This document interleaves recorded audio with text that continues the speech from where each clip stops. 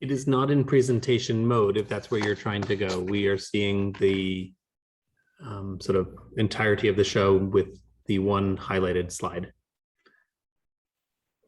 Okay. Is it now showing presentation mode?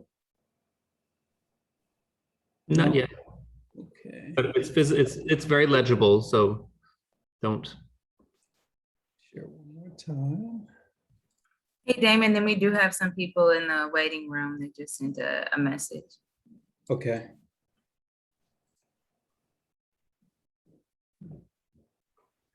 Waiting room, admit all. I'll try to keep an eye on that as we go through the presentation. Okay. Okay. Well, we will not belabor the time. Good evening, everyone. Thank you for joining. This is the former Oaktree Site Revitalization Plan, public meeting number 3.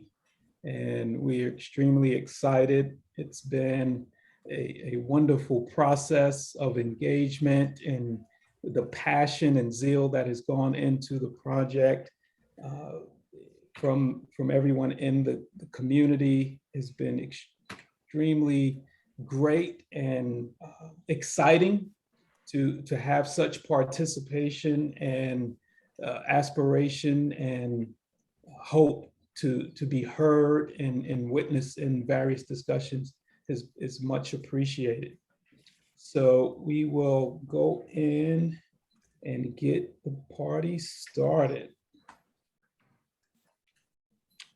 So we have been and will continue to re-emphasize and reiterate the purpose of what we've done over these several months is to drive home and the fact that we are seeking to create with and through all of your input and efforts a community-driven master plan that has for the outcome the goal of it being created, being implemented, something that will be done and realized, and creating a vision of that to guide the future development. Again, reiterating, this is the first step in the several steps that need to take place before you start to see shovels in the ground and dirt flying and construction going on site. There are several steps in the process, and this is the first one to ensure we capture the heart and essence of the community as we go into the next steps with the city. It'll be through the city as it's a handoff after we complete our team's efforts along with you in this, the culmination of this engagement process. And David, we will hand over to you. Sure. If you can pull up slide number 4 there. Damon, you've just been showing the first slide. Oh, really? Yes. Oh my goodness. So you don't see my full screen? No, we're seeing your support screen that has the entirety of the show on the left side and the first slide visible. Got it. Oh. You have to go into presentation mode and select that screen to share. Okay. Or just click that slide, exactly. That's as you did. Yeah. So I'll start talking as you try to figure out how to do the other thing. Thank you all for joining once again. And as Damon said, this we're reaching the culmination of our engagement with as Meticulous and Land Collective and the community. We're working on behalf of the city. We're working on behalf of the city to establish a process, the beginning of a process that will allow the engagement, the release of an RFP and the opportunity for a developer to be found, and the aspiration that the goals of the community be realized in that developer's vision. what we are establishing is the catalyst. Our work is like the key that starts a car, and it's the car that we want to have move forward positively, something that encourages change in the community in the most positive way. So Damon, if you click on slide number 5 now on the left of your screen, there you go. As Damon acknowledged, this has been a significant listening exercise. It's our goal to sieve what we hear, to actively listen to all of you, to aspire to find opportunity within that aspiration in the realization of a plan that a developer will be interested in. And so if you go to the next one, there you go. It is very much our intent to describe on your behalf this recap, what we've heard. We've been working together throughout this process, and we have heard some significant aspirations. The first, that this be a place of belonging, that people should want and be and feel a part of that place, that there is an opportunity to self-identify there, that it become the core of the community and something that has positive ramifications during and after its development, so that people can see themselves there. You too. And then that there is an opportunity creation, that we want to make sure that there is an opportunity for ownership, whether that ownership is a home or a place of business, that this development secure as part of its aspiration the potential uplift and creation of opportunity. We also recognize and have heard that this be a place of identity through expression within the arts or creativity, but that people have and should see this as the resonant place of the Far East Side. And that the community aspires that this particular development work through connectivity, not just the connection to the Purple Line and to other forms of transportation, but that transportation might include bicycles, running, using trail connections, that we would connect civic spaces, whether they be places of worship or places of gathering, other assets within the community, but that this particular development perhaps be the central core around which everything spokes out. And that the development itself should be flexible and adaptable, that it be resilient in its capacity to adapt, that indeed this aspiration for creativity and opportunity creation be one that has resiliency and a positive future for everyone. Damon? Janie? Yeah, and in Oh, sorry, order Janie. for us to realize the 5 visions that David just went over, the design team, we got together in the beginning of phase 2 and created these 7 guiding principles to help us stay focused on the community's desires and wishes. The first one, be a catalyst for empowerment and authentic identity in the community. And what we mean by this is we want this project to be uplifting for the community and belong to the people on the Far East Side. Create opportunity for ownership and wealth building. We want to establish community buy-in, which is why we're here today sharing this presentation with you. We want to create both physical and emotional connections to the site and surrounding community. We want to ensure an inviting, safe, and accessible environment for all. We want to preserve and enhance the site's natural features, like the large grove trees and the natural creek that's on the site. And last but not least, we want to create a legacy project that balances the spaces for living, mixed-use, commercial, and civic engagement. Thanks, Janie.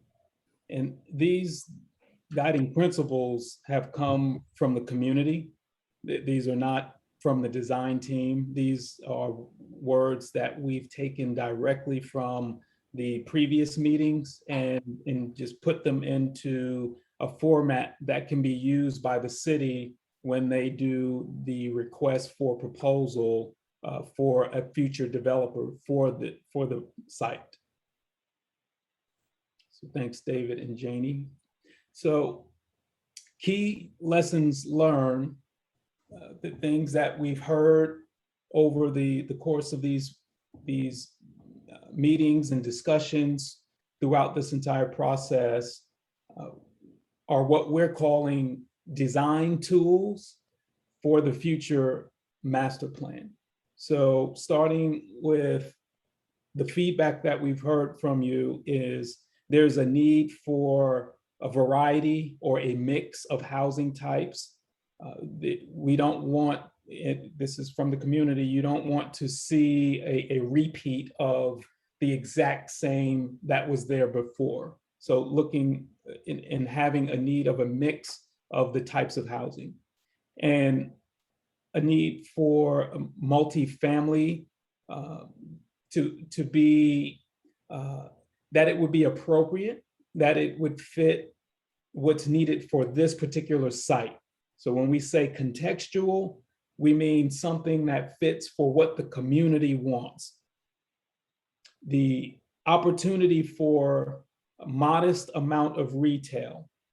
So modest amount of retail means having enough that will be used, and it doesn't get built and then go out of business. That whatever amount of retail that goes into whatever the developer and the city ultimately come up with based on your dreams and visions, that it has longevity and the opportunity to be sustainable for the site. Employment related use is promising. So we based on what we've heard from the community in regards to empowerment through employment and having job opportunities specific for the community, there have been great conversations started based on the need. And from this point forward, we know that's a desire of the community. So the city will continue having further conversations for the opportunity of employment coming to the site. Civic space should not be undervalued. So in simple terms, meaning the people want a place to gather on the site. They want a place where they can come together and have gatherings of family, community, and be able to have that the outdoor space, not just a bunch of buildings on the site. So that's been kept in mind through everything that we've heard, and hopefully what we have shown and will show as we go through the presentation. So going through what David explained, what Janie explained, what I just explained from the previous slide, these are what we are calling, based on what we've heard from you, building blocks for the site. And there are three major building blocks or elements to make sure are incorporated in a request for proposal for a developer, which are residential, commercial, and civic. These are several points that we've heard from the community for items under these building blocks, in which we will make sure are communicated with the city for what they will provide in a request for proposal. So a desire for single family housing, possibly townhomes, apartments, and mixed use is a term we use that refers to a variety of building of these components. So having the first floor that has a mix of either office or retail, and we have other diagrams to show this, but having a mix of retail and office at the first floor that can engage the community, and then above that first floor having some residential. So that's what we call mixed use. And for commercial, having opportunities for shopping, and nothing has been finalized because this is all the planning stage. So keep that in mind. This is nothing in this presentation is concrete or final, These are all of the elements that we want to make sure the city has as information for the developer. Looking at restaurants, light industrial opportunities, office space, entertainment, and possible financial services. Civic, looking at recreation. We've heard the great stories of the past basketball glory days and how that was a good heart of the community. And maybe I can come out there and play one day and see if it's still available out there on the site. We can see. And then looking at flexible space. So not just an area that's fixed and you can only have one use, but having a space that can be flexible for different types of use on the site, for performances, having some educational space, potential maker space, some potential farmers market. So all of these ideas have been collected and will be utilized to share through the city for the next stage of their process that they'll go through. Possibilities for the site. So the first thing we want to do is go back in history a little bit and show, we've not done this throughout all the presentations, but to just give a refresher about how far the site has come and the vision for the future is, there were some tough conditions on this site, and the city obtained the site and went through the process of demolishing the unsafe conditions of these dilapidated or abandoned buildings to create a safer, now nice, open, clean slate for building the vision for the future. So this is just a reminder of where it was and where we are today with the site, and what are the possibilities through everything you've communicated. So here is a large overview. We're looking at a map of this part of town, the far east side, and we've gone in and highlighted some key anchor community entities like the Ross Foundation, the Boys and Girls Club, Capital City Church, Cafe in La Plaza. We've identified other churches, other entities throughout this community that impact the overall Far East Side. And we wanted to highlight that our thinking through this process and continues is the consideration of all of these different entities and the importance and significance of each of these entities and how it impacts this site. So we wanted to highlight and let you know that we've not only taken what's been communicated in meetings, but we've had a bigger picture view of all of these different entities who contribute to the success of this community. So everything that I've just talked through led to the initial design ideas. Everything that we've heard has brought through. So these diagrams are what we created to turn the words that we've heard into pictures.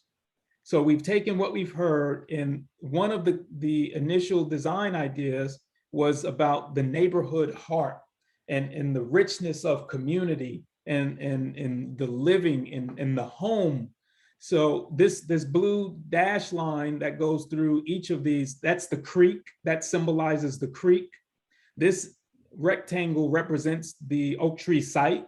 So we're looking at the creek going through. We have the Jordan's Fish and Chicken up here in the corner. So just so you can understand what these diagrams are. But the neighborhood heart, of course, is what the heart represents. Community empowerment is looking at the broader picture of looking at the broader context, the bigger picture of empowering and looking at improving the quality of life in a significant way through job creation and job opportunity for the community and its impact on the broader community. Business destination is looking at attraction. So these circles represent kind of, if you throw a rock in an ocean or in a pool and it ripples, and then you have the ripples of the water that goes out, it's looking at if a job comes or an employer comes to this site, the opportunities that would then begin to spill out and create this as a hub in the community. So we've taken these diagrams, and then all of everything that we've heard over these past several months has led to a concept where again, so the same diagram, this is the Oaktree site. We have the fish and chicken business here in the corner. This purple line represents, so this is Post Road, this is 42nd Street. This purple line is literal for the new purple line that's planned to come along Post Road. The star represents the actual stop that will be along this purple line route. So what these different colors represent different functions that we've talked about: the residential, the retail, the civic, the public outdoor space, and a purple being the large employer. And again, the mixed use being the first level with retail or office, and then above it being residential. So these colors represent the different zones. So in all of our discussions over the past several months, what we've done is look at and listen to what you said, and we've created zones to define where these elements could go, where these functions can go on the site, in order to give direction to the city, in order for them to tell the developer that's going to execute this, who's going to build it, this is what the community wants, and something similar to this. And you need to follow something very similar to this. Otherwise, you're going to have to come and talk to Damon, and then we're going to have some issues to go outside on the basketball court and take care of. Okay, so looking at this part of the purple, again, next to the Jordan's Fish and Chicken, is where a potential large employer could go. Some retail mixed use.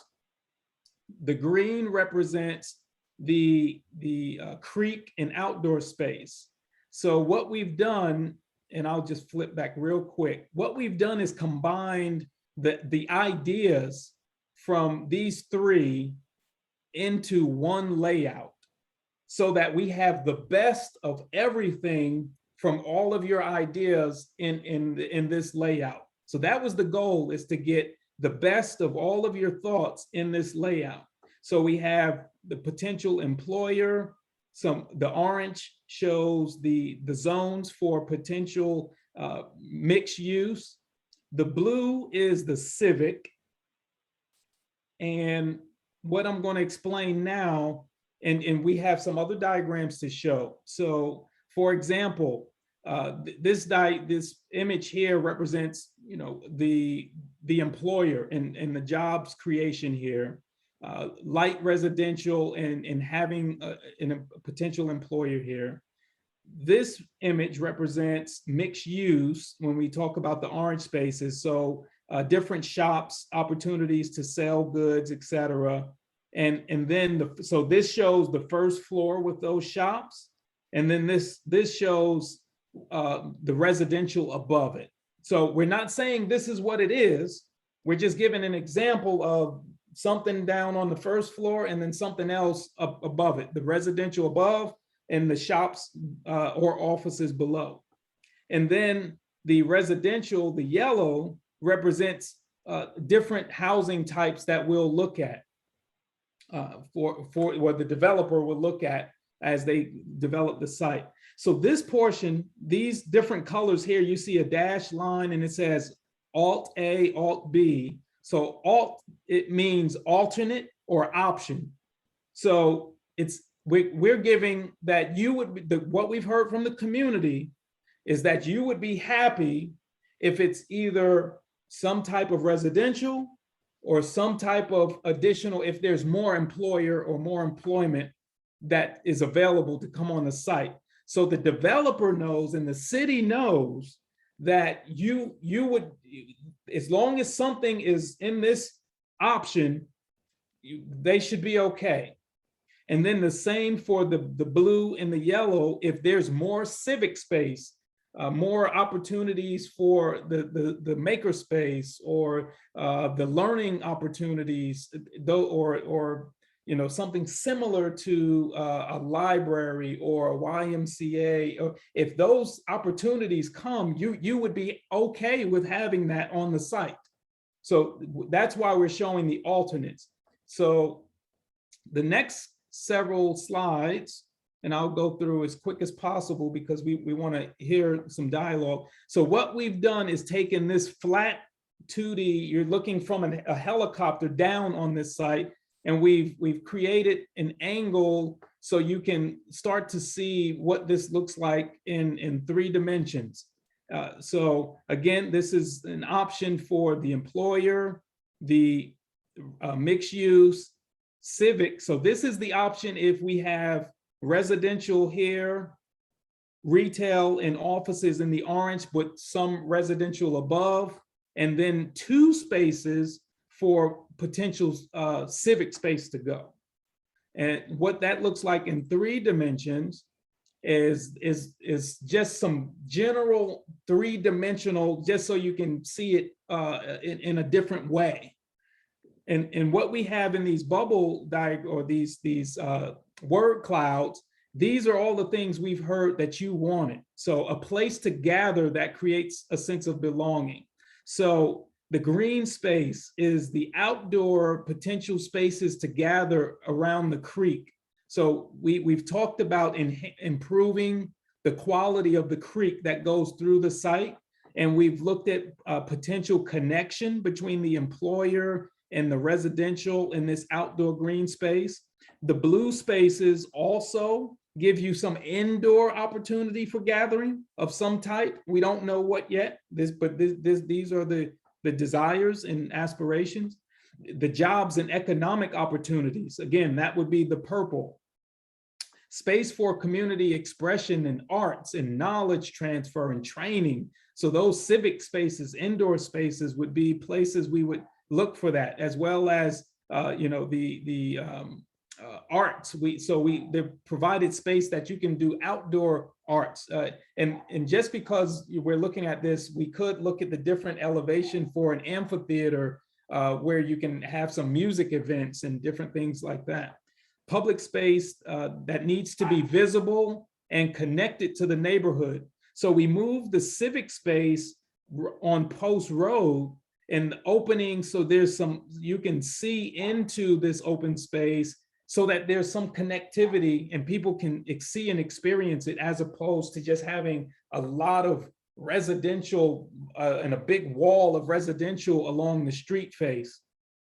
And flexibility and adaptability. So you've expressed that you wanted something that, again, wasn't just all residential or all something that had no flexibility. So creating a site and a master plan that gave some opportunity for changing whatever changes to fit the market conditions. That's what we've heard from you and done with the plan. The next option shows where I showed the option where we had more residential and another employer on the site. So now we have an option if the city works with the developer and they find 2 employers that can come to the site. This is what an option for where it could go and how it could fit in the site, and still maintain the indoor civic space, similar to a library or similar to a YMCA or something like that. And then that we still keep the outdoor space. So we wanted to keep the heart.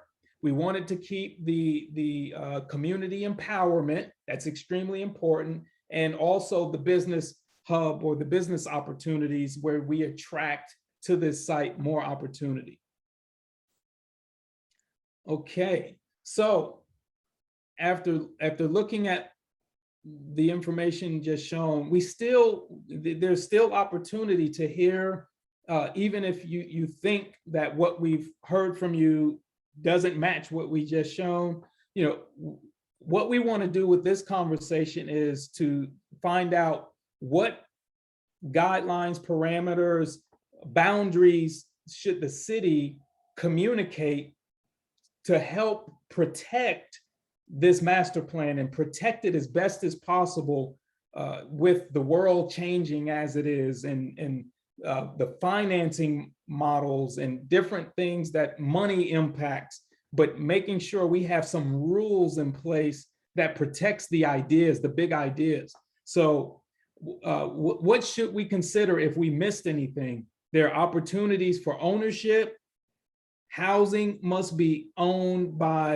not be owned by out-of-state landlords who are going to come in and put the thumb down and try to ruin the development, and having a mix of housing types and incomes. Do these sound like good rules that we've heard from you, or are there more that we're missing? So you can come off mute if you think we've missed anything, or if you love what you're hearing. Either way, just give us some thoughts. Hello, how you doing? I'm Kendall Bullock. I'm a resident of 42nd and Post. I grew up on 42nd and Post. I'm now a real estate agent in the area. And one thing I would like to see, along with those three things, are things that raise the property value in the area. As a real estate agent in the area, I recognize that, like they said, with out-of-state investors, a lot of people, they don't look to live on the east side. The east side has a bad reputation, and I remember growing up, it wasn't like that because we had the Fort Benjamin. I moved here because of Fort Benjamin, as a young age, and when that closed, it kind of depressed the neighborhood. I remember them closing Crystal Tree, what's now known as Brentwood. I remember them closing that street and kind of making it one way in, one way out. And I would just like to see things that would provide the opportunity for, like they said, real estate development by us, by former residents of the community who are actively trying to change the community. But it's a little difficult right now due to prevailing factors. We'll just call them that. Awesome. Great points. Any other points?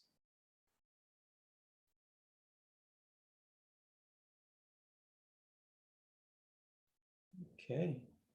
I will take silence as you're clapping and cheering and loving everything you're seeing and hearing. All right. We will go to. Hey, Damon, this is Sharia. Yes. Sharia Caldwell, Far East Side resident, also Director of Community Engagement at Cafe. Is it possible to put something in there in regards to rents being like on a sliding scale of some sort so that they can remain affordable, so that people are not displaced, so some sort of anti-displacement policy? Is that something that could be put into the plan as well? We are going to take this and put it in our notes, and I can't say I'm going to dictate what goes in, but we're going to take the notes and have these go to the city as they're establishing the parameters. But definitely that's a desire to not displace the community members. And then also, I know that there's like a design code or a design standard, like, for example, like downtown or Broad Ripple, like being able to set some sort of standard as to what quality and what the look of the buildings are that are developed, I think would be ideal as well. So I know I'm speaking more from a policy standpoint, but I think that's important to somehow incorporate so that we don't get a hodgepodge of things that don't necessarily reflect the identity of the community. Understand, yeah. Having some guiding design standards to be a part of the overall parameters. Yep, noted. great point. Thanks for the feedback, Kendall and Sharia. Appreciate it. Okay, so similar for what do you believe we should consider for employer office flex space? So what we've heard has been any major employer who occupies the site must have a strong commitment to the community and to local hiring. And traffic, parking, and required infrastructure needs to be accommodated.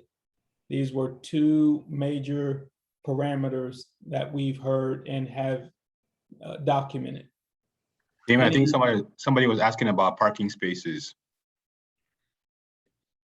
In in the chat. Yeah. I just want to make sure that the site accommodates the capacity for the vehicles that would be needed or have capacity. And I think that comes down not just to the prospect of meeting code requirements, which do have a quantity associated with whatever type of construction happens here, whether it's residential or whether it's commercial. There will be codes associated with that, but also the description of the street, the spaces in between the building forms, on-street parking, that type of description, so that there is access to and opportunity to have and use vehicles. Damon, I think we also need to do a list of undesirable businesses that we want to exclude for being even permitted or considered for the site. And then too, with the way that the land was acquired, I think eminent domain, there are certain businesses that can't go on. If I'm wrong, am I misquoted, please correct me. I don't think there's certain businesses that can go on that site anyway, even if it's sold, if I'm correct. So you might want to take state statute on that as well, check into that. But I think if the community comes up with its own list of what we don't want to be considered ever on that site, I think that needs to be a consideration to plug into. So when it goes to for variance or whatever, that this is a list that the city and DMD knows that we are, as a community, are not in favor of these types of businesses. Great point. I love that parameter, Councilwoman Jackson. That's a great addition to the RFP. Agreed. Yeah, and it'd be great to hear any from the community. So if you want to either speak up or put in the chat, that would be helpful for us to know, what is that list? Can you provide any examples? And I'm ready to shoot some out, but I'll let the community start first. Ms. Jackson, please do put them in the chat at a minimum. Okay, but I'll start off and I'll put them in the chat. No strip clubs, no bars, no, I won't say bars, that could be either way, but no, we don't need no more liquor stores. No, what are the things called? Adult stores. We don't need those either. We can go on down the list, but I'll put some in the chat for you. Thank you. Agreed.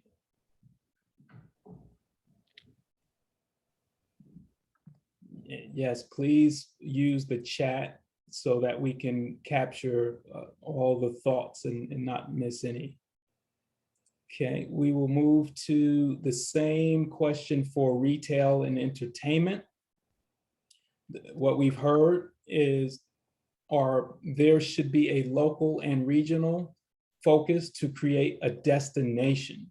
So we've heard that people don't want to come to the Far East Side. Well, we want to change that. We want people to come to the Far East Side, and starting with this development and hopefully everything around this former Oaktree site will begin to create that, as David mentioned, the catalyst, the start of that change. So development should support local talent and entrepreneurship. And the third we've heard is mixed use with other functions. So a mix of residential, civic, and commercial, which we've shown in the slides. So if there's anything else that you think we might have missed or did not interpret correctly, or you want to make sure is on this list.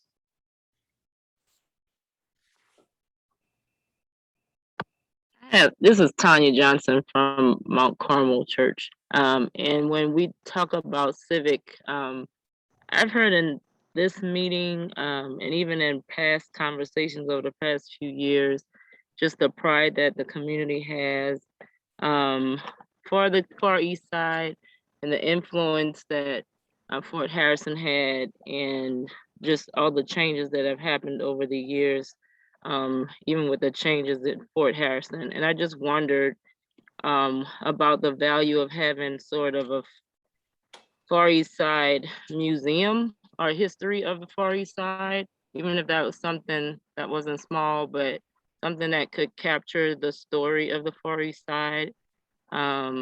And, you know, maybe considering some collaboration with the Indiana Historic Society and Fort Harrison, or some veteran organization that could speak to the, you know, just to the story of the Far East Side and what it was, you know, the richness of what that history is. Because I've heard over and over, like I said, in these meetings, but even in past meetings over the past few years. I'm not from Indy, so I wasn't here, but I've been here for quite some time. And it would be nice to just to know about the history of the Far East Side, because it had a very influential impact on Indianapolis. Great point. Yeah, definitely something that can be added. Yeah. And Damon, I want to point out that we do have some movement in the chat as well. Would you like for me to read some of the questions that have popped up? Sure, yes. Okay, so one of them said, are there any incentives that we can give the surrounding areas and businesses, Brentwood particularly, incentives to also develop? And then there was some more conversation about exclusions of places they wouldn't like to see. And then one question says, how does the community feel about self-storage facilities? It's something that is popping up places more and more, and is not transit oriented. That might be something to consider putting on a no list, depending on how folks feel. Then there was the comment about the history. Business of 42nd. Okay, they were talking about the storage. And then also Andrea made a comment. She said, hello, everyone. Wanted to let you all know, since the site was acquired using CDBG, Community Development Block Grant funds, we do not have to meet national objective criteria, which is intended to benefit low and moderate income groups. Rest assured, liquor stores would not be going on this site. Awesome. Yeah, thanks.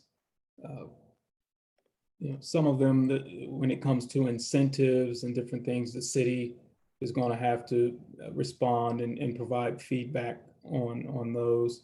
But I see there's a comment from Pam regarding murals and in the history as well. So yeah, that can be tied into Ms. Johnson's comment about the history. For sure. Great points, comments. Keep it coming in the chat. We'll make sure we capture everything in the chat. So I'm going to go to civic and outdoor space. The parameters we've heard are maintenance and upkeep of outdoor spaces are critical to their success. So make sure whatever we do on the site can be maintained and upkeep so it doesn't become an eyesore and look poorly on the site. Mixed use with other functions, right? So this was a similar comment about the civic and outdoor space is to have that combination and mix of spaces on the property. Any others that we've missed, or you can put them in the chat, or if you like to voice them, you can do the same. Damon, I think that what I'm hearing a lot of is about community expression and the really rich history. You know, Pam, you made a great point. I think it was Pam made a great point about, you know, understanding the history that has been here.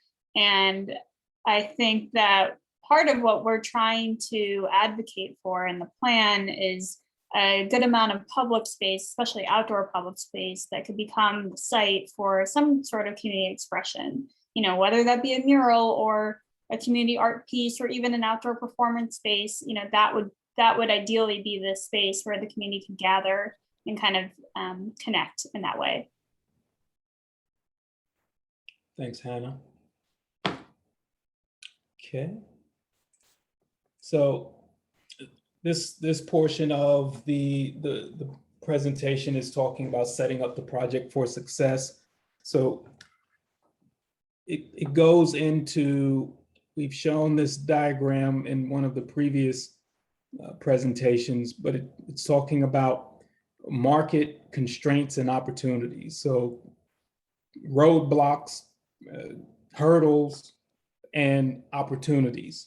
And what we've worked to do, and it will continue to be done throughout the next several steps of the process with the city and developer, is looking at what can the sites support, or what the site can support, meaning what can go on this site that is going to be beneficial and can actually work on the site, and what the community desires. So everything that we've heard from you, we've captured, we're continuing to capture, and we're documenting those aspirations and everything that you're communicating to us. And then what the market will bear. So there's the economics of these elements, who will, from community-wise, support the retail, who will support the spaces that go on, who will rent the apartments, and all of the different factors of, are we attracting people from outside of the Far East Side into the community at this initial stage before all of the surrounding community areas get on board with wanting to upgrade and enhance. How much can be done in the initial phase, and then understanding that the project might be done in phases to be able to support the aspirations. And so looking at, there's some short-term victories that need to be made, and then there, for long-term success, the consideration of doing the development in phases needs to be considered. So the perfect harmony of all three of these would be what's called sustainable redevelopment, which means it's a win-win. It's a win-win for the community, for the city, and the developer as best as possible. And we know in this world, you can never make 100% of the people happy, but our goal is to get in that bullseye with everything we're capturing from you to give to the city, so that the city can put together in writing a great request for proposal that helps attract the right type of developer for this site. And then finally, generally everybody understands dollar signs. Dollar signs, money, this one of the sayings is money talks and BS walks. Well, to realize certain things and make it real on the site, it takes funding. We just can't dream and not have the funding sources to execute what it is we want. So we had, as a part of our team and a part of the exercise, is looking at some of the big potential funding sources. So that's looking at public tax money that will help support the project and the investment that's going into the project, and how much of it, of the type of area and function that we've shown in some of the diagrams, how much is supported by public tax money. And then the fact that the city wants to attract a developer with the community at heart, and do the right thing. So not coming in with the intent to put strip clubs and nightclubs and more liquor stores, but bringing in what's called the private money coming from their own pocket to create a good development again. So it's a win-win. And then we have these lighter dollar signs that talk about other potential places that money can come from.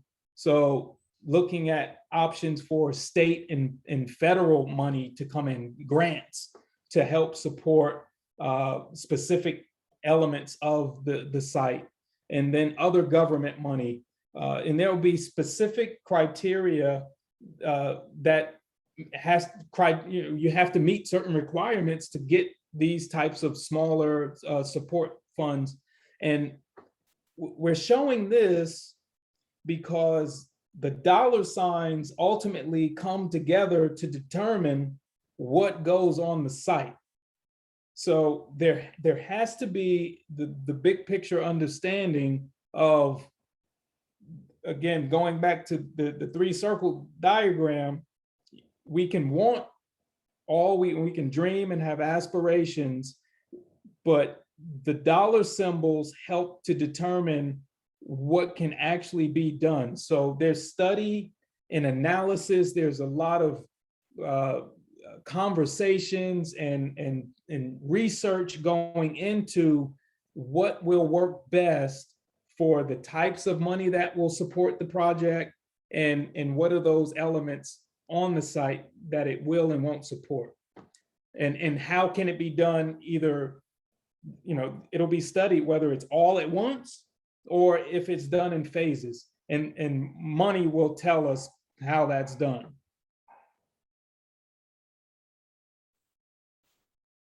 So the next date to keep in mind, we're taking all the feedback we've received today in the chat and in the comments that were made, and we're going to make any final adjustments and comments to be incorporated so that we can have, for this phase of the project, what we're calling a final celebration of your voice and everything that you've heard to go into this plan, being on October 28th, 2021. And we want you to keep that date in mind. We want you to tell everybody that you can to come check it out. We want you to be a voice for us, to say that something great is going on the Far East Side. And you want everybody and their cousin and friends and everybody to come check out and celebrate this process with us. You've put in a lot of input, feedback, and you've helped spread the word about it. And we want to celebrate this initial phase of the process. Damon, I just got one comment before you close out. When you mentioned on the map, on the part with the community partners, and you had the map out, was that a certain geographic area, or towards the beginning, or you were saying that partners in the near area that contribute to the Oaktree site? And the reason I was asking, because Pathway Resource Center is just touched south of John Marshall, right there in the lower right corner. Yeah, right there in that green area, you can reach out and touch them, and we weren't mentioned, so that's why I asked. Apologies. No, that's okay. I was just. It was not a purposeful wondering. omission, Councillor Jackson. It was not a purposeful omission. We just tried to get a map where we could really show how the web could be increased, like this. Okay, no problem. But we will do some employment services, hopefully, and some other services, maybe transportation and some other things. And that's why I was asking. Wonderful. All right. I'll Thank tell you. you this, is going to be a label on that celebration slide that's going to have it on it. All right. Appreciate you guys. Thank you for the work. Definitely. Thanks for pointing that out. Any other comments before I hand this over to Mason? Damien, we do have some things in the chat. 2 comments, and they were from Miss Ruth. One of which said, will there be thought given to affordable childcare so parents can be comfortable leaving their children? And her last question was, has any thought been given to a managed laundromat for the residents? I think that's the first we've heard of a managed laundromat. Yeah, so we can add it to the list. Yeah, great point. Yeah, anything you can think of, it's now to drop in those thoughts. Those are two great points that we can add in there.